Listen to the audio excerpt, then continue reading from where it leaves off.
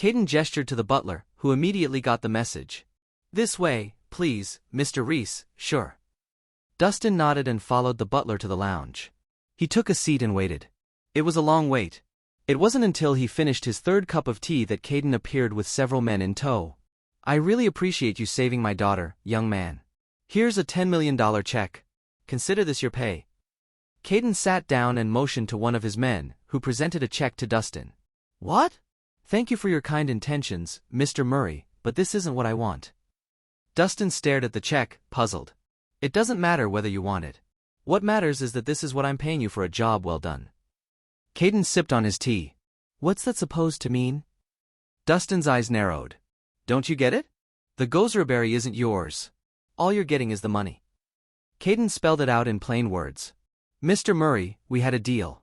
I cure your daughter, and you give me the Gozerberry. Why are you going back on your words? Dustin's expression darkened. What was the meaning of all this? Were they turning their backs on him once they no longer had use of him? Had he just been taken advantage of? The Gozerberry is not only a precious herb used for healing, but it is also remarkably beneficial to practitioners of martial arts. Don't you know that, young man? Caden suddenly asked. So? It would be a waste of precious resources to give you such a valuable treasure, so I made the decision to give it to someone else, Caden justified himself. You gave it to someone else? Who? Dustin's brows furrowed deeply. Who else but me? Xavier made his way in haughtily.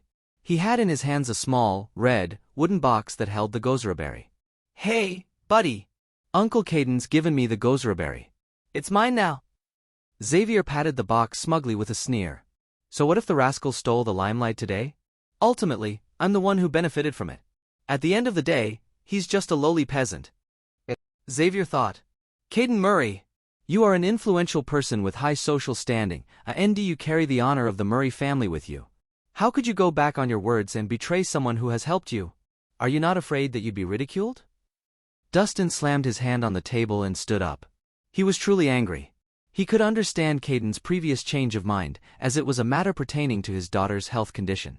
Malcolm had a reputation for having great expertise in his field, which naturally made him more deserving of trust on Caden's end. But now, it was a different case altogether. Caden was going back on his word after Dustin had saved Sheila. That was downright outrageous. Ridicule? Ha! Who'd dare to ridicule me?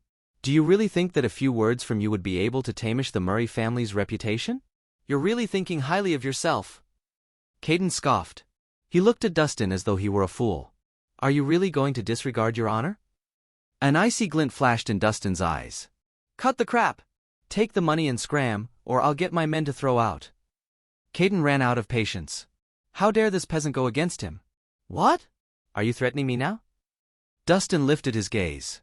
So what if we're threatening you? I'm warning you, Rhys. You better get out of here now, or I'll make you. Xavier Ruarat. At that, a group of well-trained guards rushed in bearing malice. It seems like they came prepared,